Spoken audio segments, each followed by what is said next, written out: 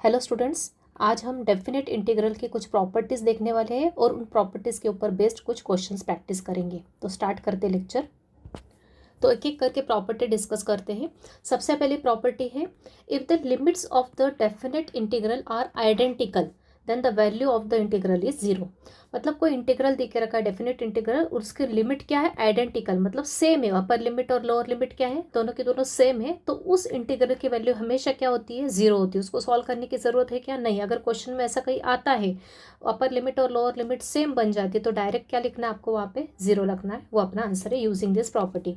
Second property क्या कहती है, if A is less than and equals to C is less than equals to B. इसका meaning क्या हुआ कि सी कोई वैल्यू है, सी कोई नंबर है between A and B. Okay, C is on the interval, closed interval A B. C A B में के बीच में कोई वैल्यू है तो integral along A to B F of x D X को क्या ब्रेक किया जा सकता है, इस सी का यूज करते हुए इस इंटीग्रल को हम दो पार्ट्स में डिवाइड कर सकते हैं। Integral along A to C of the function F of x D X plus integral along C to B of the function F of X with respect to variable X. Okay, C इन दोनों के बीच में present होना चाहिए तो अपन इस interval को इन दो इंटरवल में क्या कर सकते हैं, ब्रेक कर सकते हैं। ये अपनी सेकेंड प्रॉपर्टी है। थर्ड प्रॉपर्टी है, if the limits of the definite integral are interchanged the value of the integral changes by sign only.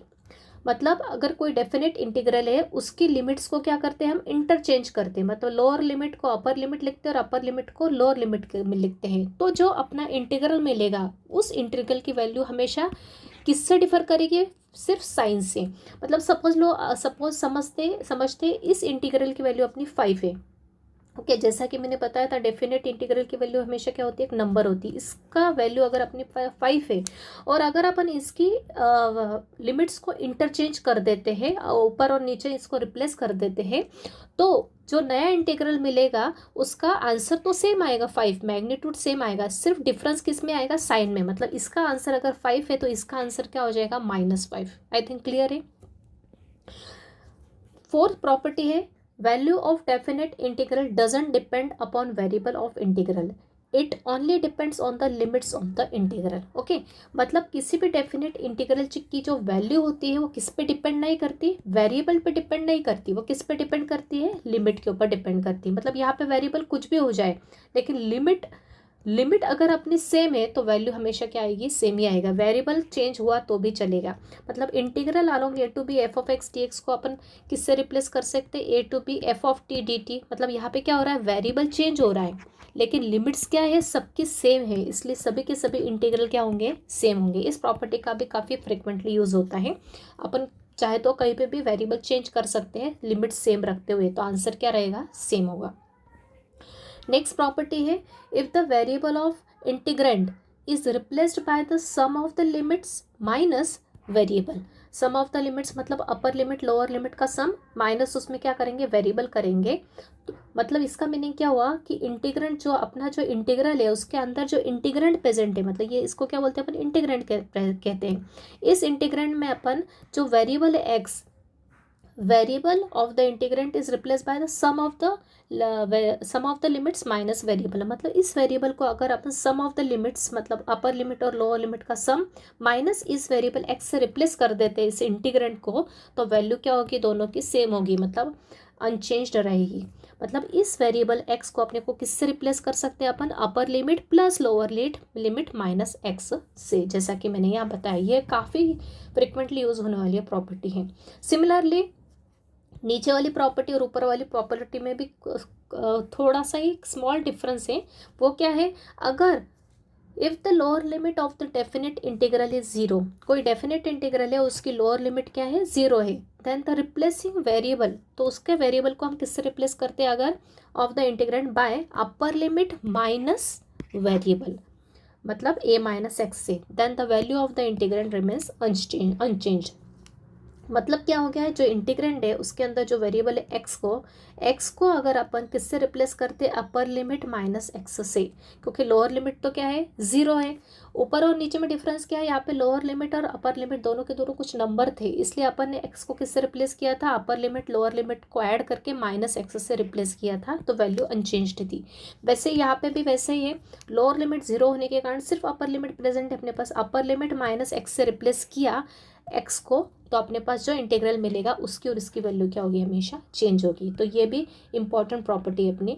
उसके बाद सेवंथ प्रॉपर्टी है, ये रेयरली यूज होती है प्रॉपर्टी, तो भी अपने सिलेबस में, इसलिए अपन सभी प्रॉपर्टीज को क्या करेंगे, कवर करेंगे। अब कोई इंटीग्रल है -a to +a, मतलब दोनों का मैग्नीट्यूड सेम है, लोअर लिमिट क्या है, माइनस के साइन है, ऊपर के लिमिट क्या है, प्लस साइन के साथ है।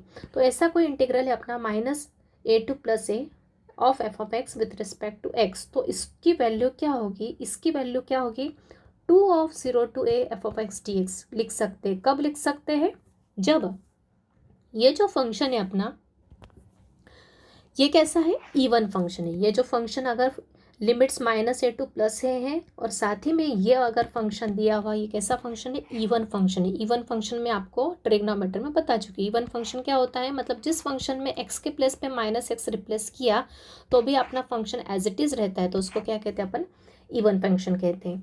तो अगर ये वाला जो फंक्शन है दिया हुआ, ये इवन फंक्शन है, तो अपन इस इंटीग्रल को डायरेक्टली क्या लिख सकते हैं, twice of 0 to a f(x) with respect to x।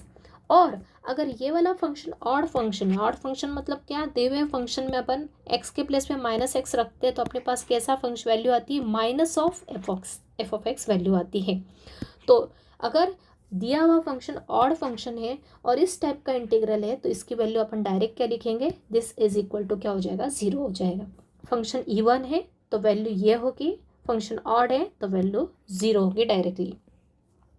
Eighth property है, integral along 0 to 2a of the function this is equal to क्या लिख सकते हैं, integral along 0 to a f(x) plus integral along 0 to a f(2a-x)। तो ये आपको negligible use होने वाला है इसका, कहीं यूज़ नहीं होगा, लेकिन अपनी कोई प्रॉपर्टी ध्यान रखना है। इन केस अगर कोई क्वेश्चन बनता है तो मैं इसका क्वेश्चन आपको बता दूंगी, ठीक है। तो इस तरह से अपनी 8 प्रॉपर्टीज़ है, इन 8 प्रॉपर्टीज़ में से आपको मेन कौन कौन सी ध्यान रखना है, ये वाली, this one is very important, 6th 5th, ये भी ध्यान रखना है। कहीं पे भी अगर वेरिएबल चेंज करके लिखना है तो अपन लिख सकते हैं क्वेश्चन सॉल्विंग के लिए।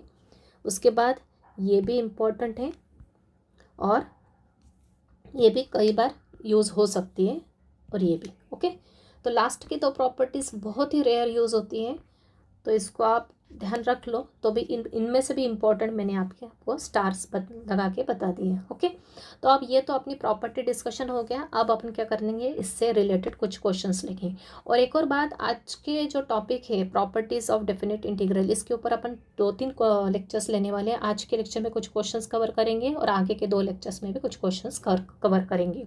तो प्रॉपर्टीज़ रिलेटेड जितने भी क्वेश्चंस अपने बनेंगे वो सब अपन 2-3 लेक्चर्स में कवर करने वाले। तो देखते हैं क्वेश्चन। फर्स्ट क्वेश्चन है, evaluate integral along 2 to 5 of the function √x by √7 - x plus √x with respect to x।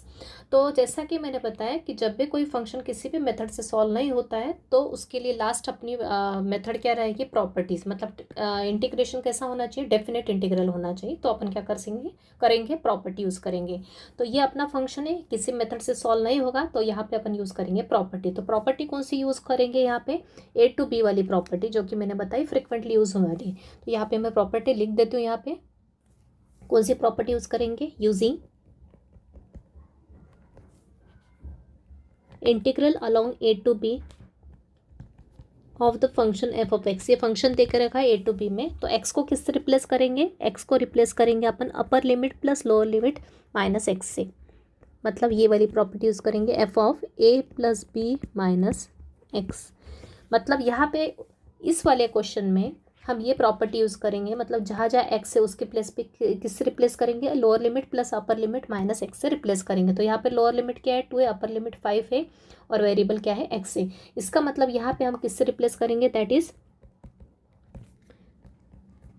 Replace लिखो या पुट लिखो, पुट x को किससे रिप्लेस करेंगे, एक्स को लिखेंगे हम 2 + 5 - x से रिप्लेस करेंगे, मतलब किससे रिप्लेस करेंगे? 7 - x से, राइट। क्लियर है आई थिंक। क्या बताया मैंने? a + b - x का मीनिंग इस क्वेश्चन के लिए क्या हो गया? a + b मतलब 2 + 5 और वेरिएबल क्या है? x, मतलब जहाँ जहाँ x है वहाँ पे x के प्लेस पे क्या लिख देंगे अपन? 2 + 5 - x। इसको ही सिंप्लीफाई करके क्या लिखेंगे? 7 - x से रिप्लेस करेंगे। इसको दे देंगे इक्वेशन नंबर 1। जब भी अपन ये प्रॉपर्टी यूज़ करेंगे तो इसको दे देंगे इक्वेशन नंबर 1। इक्वेशन 1 में अपन इसको रिप्लेस करेंगे, x को रिप्लेस करेंगे 7 - x से। तो आई क्या बन जाएगा इस केस में? आई बन जाएगा इंटीग्रल अलोंग 2 to 5, जहाँ जहाँ x है उसके प्लेस पे आ जाएगा 7 - x। नीचे क्या है? 7, तो एज इट इज़ रहेगा, माइनस x के प्लेस पे क्या आ जाएगा? ब्रैकेट में 7 - x प्लस रूट x के प्लेस पे फिर से आ जाएगा 7 - x। आई थिंक क्लियर है। जहाँ जहाँ x था उसके प्लेस पे क्या लिखा? 7 - x था। तो यहाँ पे माइनस साइन होने के कारण क्या लगाया? ब्रैकेट लगाया। अब इसको सिंप्लीफाई करके सॉल्व करेंगे तो ये हो जाएगा इंटीग्रल अलोंग 2 to 5, ऊपर तो रहेगा 7 - x, नीचे आएगा सॉल्व करने के बाद 7, माइनस का अंदर मल्टीप्लाई किया तो साइन चेंज हो जाएंगे अंदर के, तो अंदर आ जाएगा -7 + x, और ये √7 - x as it is. Clear. अब ये +7 - 7 तो कैंसिल हो जाएगा, मतलब फाइनल वैल्यू क्या आ जाएगी इंटीग्रल की?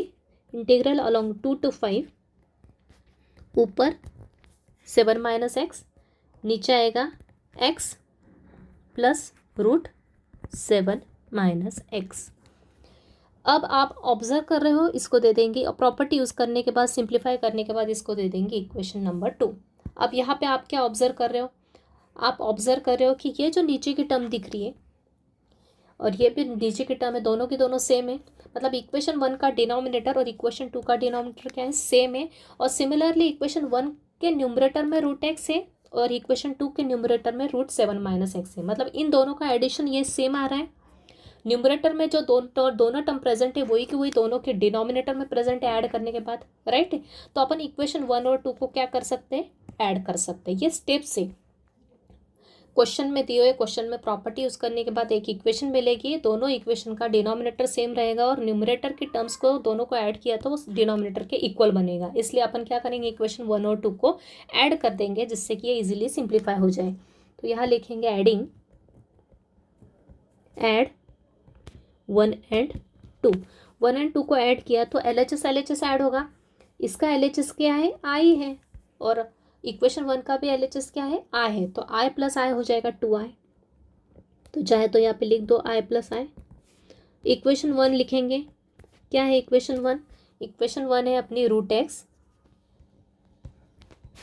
नीचे है √7 - x √x, right, plus equation 2 का RHS क्या है? 2 to 5 7 - x √x √7 - x। अब जैसा कि अपने पता है दोनों इंटीग्रल का क्या है? दोनों के दोनों इंटीग्रल की लिमिट क्या है? सेम है। लिमिट सेम है तो अपन इन दोनों के इंटीग्रेंट पार्ट को एक ही इंटरवल में एक ही इंटीग्रल में कन्वर्ट कर सकते हैं, मतलब कॉमन लिमिट लिख सकते हैं दोनों के लिए। लेफ्ट में हो जाएगा I + I 2i, दोनों के लिए कॉमन इंटीग्रल लिखेंगे क्योंकि अंदर का फंक्शन अपने को ऐड करना है, दोनों को ऐड कर रहे हैं और दोनों के लिमिट सेम इंटीग्रल की अपन ने, इसलिए इसको एक ही इंटीग्रल में ऐड कर सकते हैं। तो दोनों का इंटीग्रल यहाँ पे मैं स्टेप बाय स्टेप बता देती हूँ। पहले फर्स्ट इंटीग्रल का फंक्शन आ जाएगा प्लस उसके बाद सेकंड इंटीग्रल का फंक्शन आ जाएगा, राइट। और इसको लिखा कॉमनली dx। क्लियर है। दोनों का लिमिट सेम होने के कारण दोनों के फंक्शन को अपन एक ही इंटीग्रल में क्या कर सकते हैं? ऐड कर, मर्ज करके ऐड कर सकते हैं। अब अपने को सिंपली पता है कि दोनों का डिनोमिनेटर सेम है तो न्यूमरेटर को ऐड किया जा सकता है, तो दोनों को ऐड करेंगे तो ये हो जाएगा 2i = 2 to 5। दोनों का एलसीएम लिया, मतलब डिनोमिनेटर सेम है तो सेम टू सेम लिख दिया, √7 - x प्लस √x लिखो या फिर √x प्लस √7 - x लिखो। न्यूमरेटर एज इट इज़ आएगा √x plus 7 minus x. Clear? Denominator दोनों का सेम है, एक तो ये लिख सकते हैं या ये लिख सकते हैं, क्योंकि बीच में प्लस साइन है तो इंटरचेंज हो सकती है वैल्यूज़। तो डिनोमिनेटर तो ये आ गया और न्यूमरेटर की term as it is add हो गई। तो जैसा कि ऑब्जर्व कर रहे हैं, ऊपर और नीचे की टर्म क्या है, सेम टू सेम है। Root x plus root 7 minus x, root x plus root 7 minus X, दोनों के सेम होने के कारण दोनों क्या हो जाएंगे, कैंसिल आउट हो जाएंगे। तो यहाँ पे क्या रहेगा, 2i इज इक्वल टू आ जाएगा 2 to 5, दोनों के दोनों कैंसिल हो गए, तो वैल्यू क्या आ गई यहाँ 1 dx। अब इंटीग्रेशन ऑफ 1 तो अपने को करते आता है, क्या होता है इंटीग्रेशन ऑफ 1 होता है x। इंटीग्रेशन सॉल्व हो गया, लिमिट्स लिख दो 2 to 5 एज इट इज, तो ये हो गया 2i इज इक्वल टू। अब अपने को पता है इंटीग्रेशन सॉल्व होने के बाद लिमिट्स कैसे पुट करते हैं, पहले अपर लिमिट पुट करते हैं फंक्शन में, माइनस लोअर लिमिट पुट करते हैं। तो यहाँ हो जाएगा अपर लिमिट माइनस लोअर लिमिट, तो 2i हो जाएगा अपना 5 माइनस 2 इज 3, तो यह हो जाएगा 3/2। तो i की वैल्यू क्या आ गई 3/2। तो आपको समझ में आया अपन ने कितने इजीली प्रॉपर्टी यूज़ करते हुए इस फंक्शन को कितना इजी फॉर्म में कन्वर्ट कर दिया, 1 में कन्वर्ट कर दिया, और 1 को इंटीग्रेट करके इजीली लिमिट पुट करके अपना आंसर आ गया। तो स्टेप्स एक बार फास्ट बता देती हूँ। सबसे पहले जो भी इंटीग्रल है उसको इक्वेशन 1 दे देंगे, उसके बाद ये प्रॉपर्टी यूज़ की, क्योंकि लोअर लिमिट और अपर लिमिट दोनों ही प्रेजेंट थे, इसलिए एक्स को रिप्लेस किया पूरे फंक्शन में, लोअर लिमिट प्लस अपर लिमिट माइनस एक्स से यहाँ पे लिखा है। इस प्रॉपर्टी का मीनिंग क्या हो गया, put X is equal to 2 + 5 minus x, मतलब 7 माइनस एक्स। पुट किया, सिंप्लीफाई किया, एक एक स्टेप करने के बाद ये आया। इक्वेशन 2 और इक्वेशन 1 का डिनोमिनेटर सेम था और न्यूमरेटर की टर्म भी सेम दिख रही थी, इसलिए दोनों को ऐड किया। दोनों को ऐड करने के लिए LHS ऐड किया, RHS ऐड किया। दोनों की लिमिट सेम होने के कारण अपन ने दोनों के फंक्शन को एक ही इंटीग्रल में कन्वर्ट करके ऐड कर लिया। उसके बाद एलसीएम ले लिया, दोनों का डिनोमिनेटर सेम था तो एलसीएम आ गया, न्यूमरेटर की टर्म ऐड हो गई, दोनों की दोनों सेम होने के कारण कैंसिल होकर अपना ये आंसर आ गया। अब ये आंसर करेक्ट है कि नहीं आप कहाँ से चेक कर सकते हो, जो ओरिजिनल इंटीग्रल है वहाँ से। ओरिजिनल इंटीग्रल से कैसे चेक कर सकते हो, ईजी है। जो भी यहाँ पे अपर लिमिट रहेगी उसमें से लोअर लिमिट माइनस कर दो, डिवाइड बाई 2 कर दो। 5 माइनस 2 होता है 3, divide by 2 is our final answer, right. तो ये हो गया अपना पहला क्वेश्चन। देखते हैं नेक्स्ट क्वेश्चन। अगला क्वेश्चन देखते हैं, integral along 0 to 4 of the function cube root of x + 5। मतलब यहाँ पे क्या है, रूट के ऊपर क्या है 3 है, रूट के ऊपर 3 मतलब क्या होता है क्यूब रूट, ओके। रूट के ऊपर 4 रहा मतलब 4th रूट। तो ये जस्ट अपने को क्वेश्चन में दिया है क्यूब रूट ऑफ x + 5, नीचे cube root of x + 5 plus cube root of 9 minus x. तो ये क्वेश्चन है अपना, किसी और मेथड से सॉल्व नहीं होगा, इसलिए अपने को इसको प्रॉपर्टी का यूज़ करते हुए सॉल्व करना है। तो जैसा कि मैंने एक प्रॉपर्टी बताई थी, लोअर लिमिट 0 और अपर लिमिट क्या है 4 है, तो क्या यूज़ करेंगे अपन, प्रॉपर्टी यूज़ करेंगे, कौन सी वाली, using the property 0 to a of the function f of x। क्या होगा, x को किससे रिप्लेस करेंगे, यहाँ पे x को रिप्लेस करेंगे, लोअर लिमिट 0 होने के कारण किससे रिप्लेस करेंगे, x को a माइनस एक्स से रिप्लेस करेंगे, मतलब अपर लिमिट माइनस एक्स से। तो ये होगा 0 to a f of a minus x से रिप्लेस करेंगे। दैट इज, इसका मीनिंग क्या हो गया, अपने दिए हुए क्वेश्चन में हम क्या पुट करेंगे या रिप्लेस करेंगे, x को किससे रिप्लेस करेंगे, x को रिप्लेस करेंगे a माइनस एक्स से। a क्या है अपना यहाँ पे, a क्या है 4 माइनस एक्स से रिप्लेस करेंगे, तो यहाँ आएगा 4 माइनस एक्स से रिप्लेस करेंगे इन इक्वेशन नंबर 1।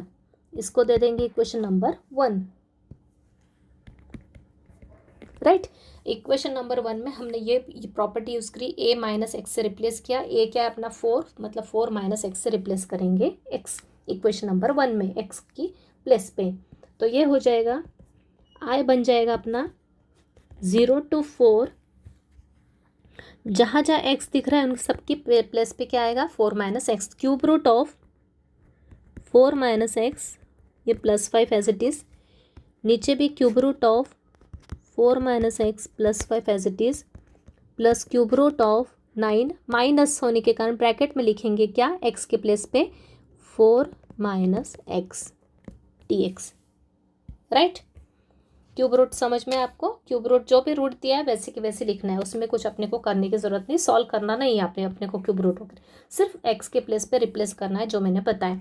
ये किया, अब इसको सिंप्लीफाई करेंगे तो आई हो जाएगा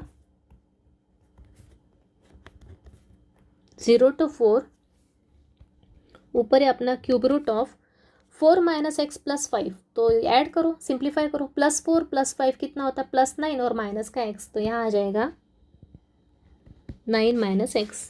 नीचे भी सेम टर्म है तो यहाँ पे भी आएगा cube root of 9 - x plus यहाँ आएगा क्यूब रूट ऑफ, इसको डायरेक्ट भी सॉल्व करके लिख लो या फिर स्टेप बढ़ा लो, 9 माइनस का अंदर मल्टीप्लाई करेंगे तो ये होगा 9, माइनस का मल्टीप्लाई किया तो अंदर +4 हो जाएगा, -4 - x हो जाएगा प्लस का x dx। और फर्दर इसको सिंप्लीफाई करना पड़ेगा तो यह होगा 0 to 4 cube root of 9 - x, cube root of 9 - x plus cube root of, अब इसको सिंप्लीफाई करेंगे क्या आएगा, ये 9 - 4 कितना होता है प्लस का 5 + 5 + x, तो यह होगा 5 + x। क्लियर? अब ये पूरा सिंप्लीफाइड फॉर्म में इसको दे देंगे इक्वेशन नंबर 2। अब फिर से ऑब्जर्व करो, इक्वेशन 1 और इक्वेशन 2 का डिनोमिनेटर क्या आ रहा है, सेम टू सेम आ रहा है, सिर्फ ऑर्डर चेंज हो रही है। ये पहले 5 + x यहाँ पे और 9 - x बाद में है, यहाँ पे क्यूब रूट ऑफ 9 - x पहले, ये क्यूब रूट ऑफ 5 + x बाद में, दोनों का डिनोमिनेटर सेम है।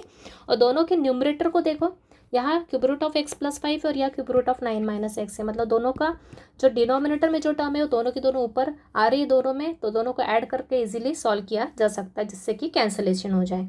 तो इक्वेशन 1 और 2 को क्या करेंगे, ऐड करेंगे, ऐड 1 and 2, तो LHS ऐड किया तो I + I आएगा, RHS में आएगा 0 to 4, ऊपर क्या था क्यूब रूट ऑफ x + 5 था, नीचे cube root of x + 5 plus cube root of 9 - x। तो आपके अंडरस्टैंडिंग के हिसाब से एक तो आप दोनों इंटीग्रल को अलग अलग लिखो, बाद में फिर कंबाइन करो, ये टोटल डिपेंड करता है आप पे, या फिर आप डायरेक्टली यहाँ पे प्लस करके दूसरा फंक्शन लिख के भी सॉल्व कर सकते हैं। तो यहाँ पे मैं थोड़ा एक बार और स्टेप बाय स्टेप बता देती हूँ। ये x dx, फिर से 0 to 4, सेकेंड इक्वेशन का फंक्शन लिखेंगे cube root of 9 - x, cube root of 9 - x plus cube root of 5 + x हो गया। अब LHS में I + I 2i, दोनों को ऐड करेंगे, दोनों की लिमिट सेम है, क्यों, दोनों की लिमिट सेम होने के कारण दोनों फंक्शन को सेम इंटीग्रल में हम ऐड कर सकते हैं। तो ये हो जाएगा 0 to 4 cube root of x + 5, cube root of x + 5 plus cube root of 9 - x plus cube root of 9 - x, cube root of 9 - x plus cube root of 5 + x, right. अब क्या करेंगे, दोनों का डिनोमिनेटर सेम है, मतलब LCM ले लेंगे अंदर ही, ये होगा 0 to 4, दोनों का कॉमन डिनोमिनेटर आ जाएगा क्यूब रूट ऑफ x + 5, कोई सा भी पहले लिख लो, क्यूब रूट ऑफ x + 5 लिखो या क्यूब रूट ऑफ 9 - x लिखो पहले, क्योंकि बीच में प्लस साइन है तो कुछ फ़र्क नहीं पड़ेगा। ऊपर की terms as it is add हो जाएंगी, cube root of x + 5 plus cube root of 9 - x, right. ऊपर और नीचे की टर्म्स सेम आ गई तो कैंसिल हो गई, तो यहाँ आ जाएगा 1, 0 to 4 1 dx, और इंटीग्रेशन ऑफ 1 क्या होता है, x होता है, लिमिट्स रख दो 0 to 4, पहले आएगी अपर लिमिट फिर आएगी लोअर लिमिट,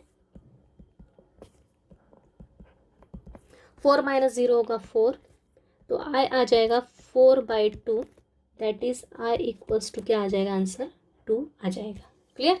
तो सब स्टेप्स सिमिलर है, सिर्फ आपको x के प्लेस पे क्या रिप्लेस करना वो एग्जैक्टली पता होना चाहिए, कौन सी प्रॉपर्टी यूज़ होगी वो पता होना चाहिए, राइट। अब ये जो स्टेप मैंने यहाँ बताई है ये लिखना कंपलसरी नहीं, 1 और 2 को ऐड करने के बाद ये जो स्टेप लिखी है ना, ये ना लिखते हुए आप डायरेक्ट ये भी लिखा तो भी चलेगा, you will get full marks in exam, okay. तो अब अपन नेक्स्ट क्वेश्चन में ये स्टेप स्किप करेंगे, मतलब दोनों अलग अलग लिखने के बजाय डायरेक्ट ऐड करेंगे और ये वाली स्टेप लिख देंगे, और ये आगे की स्टेप्स अपने को कंपलसरी सभी के सभी स्टेप्स करना है। क्लियर? देखते हैं next question. Integral along 0 to 5 of the function root 5 minus x by root x plus root 5 minus x. तो सेम टाइप का क्वेश्चन है, करते हैं सॉल्व। कौन सी प्रॉपर्टी यूज़ करेंगे? यहाँ पे यूज़ करेंगे प्रॉपर्टी नंबर सेम जो अभी की थी अपन ने, 0 to a की। 0 to a f of x D x किसके इक्वल होगा? 0 to a f of a minus x के एक्स डी एक्स के इक्वल। मतलब क्या पुट करेंगे यहाँ पे? Put for the given equation, for the given question will put x is equal to, x को किससे रिप्लेस करेंगे अपन? a माइनस एक्स से। a माइनस एक्स मतलब ये क्या? What is a here? a is 5 minus x से replace करेंगे। कहाँ पे? इन इक्वेशन नंबर 1 में। तो इसको दे देंगे इक्वेशन नंबर 1 ऑलवेज, राइट। तो ये हो जाएगा देयरफॉर i बिकम्स 0 to 5, जहाँ जहाँ x है वहाँ पे क्या रख देंगे? 5 माइनस एक्स रख देंगे। तो ये हो जाएगा रूट के अंदर 5 माइनस ब्रैकेट में x के प्लेस पे क्या आएगा? 5 माइनस एक्स। यहाँ पे डायरेक्ट x है तो यह आएगा 5 minus x plus root 5 minus x. Simplify करेंगे 0 to 5 माइनस साइन का मल्टीप्लाई किया तो ये होगा -5 प्लस एक्स। नीचे भी एज इट इज आएगा -5 प्लस एक्स, राइट। अब अगेन ये हो जाएगा, फाइनली सिंप्लीफाइड फॉर्म आ जाएगा। -5 प्लस 5 क्या हो जाएगा? माइनस कैंसिल हो जाएगा। तो यहाँ आएगा एक्स, और यहाँ पे भी ये हो जाएगा एक्स, नीचे आएगा रूट 5 माइनस एक्स, और यहाँ आएगा रूट एक्स। क्लियर? इसको दे देंगे इक्वेशन नंबर 2। तो अगेन ऑब्जर्व करो, इक्वेशन 1 और 2 का डिनोमिनेटर क्या है? सेम आ रहा है, और न्यूमरेटर में दोनों के क्या है? ये और ये टर्म है, जो कि ऐड करके ये ही बनेंगी। तो इक्वेशन 1 और 2 को क्या करेंगे? ऐड करेंगे। तो लिख देंगे यहाँ पे ऐड 1 एंड 2। तो LHS और LHS ऐड किया तो डायरेक्ट लिखूंगी। अब यहाँ पे 2i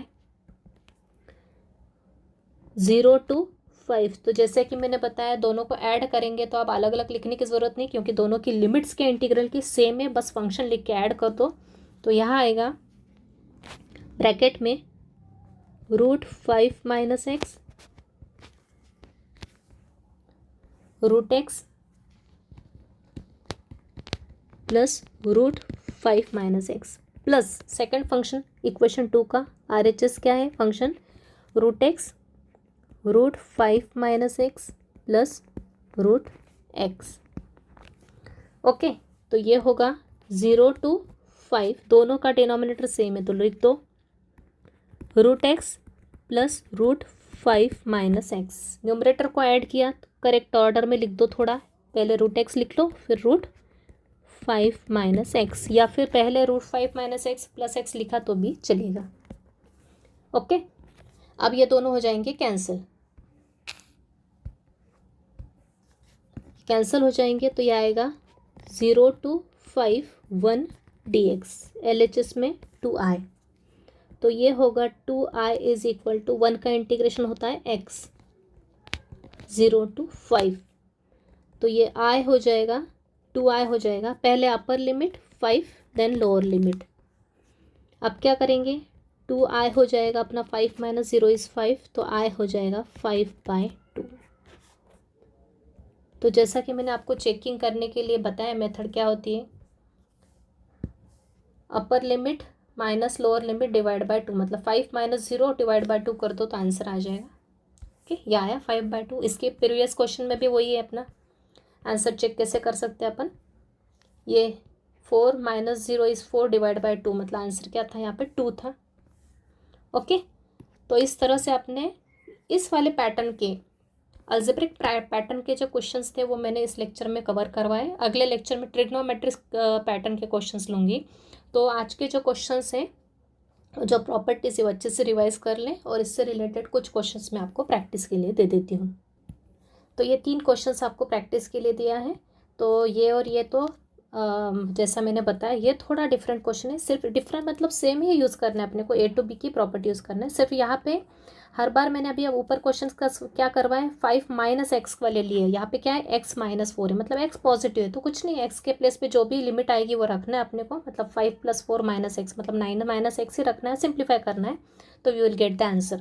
तो तीनों ही क्वेश्चन अच्छा है, प्रैक्टिस के लिए आप कर लो ताकि अच्छे से आपकी परफेक्शन आ जाए इस मेथड में for algebraic type of functions. तो यहीं पे अपन लेक्चर आज का कंक्लूड करते हैं। Thank you very much.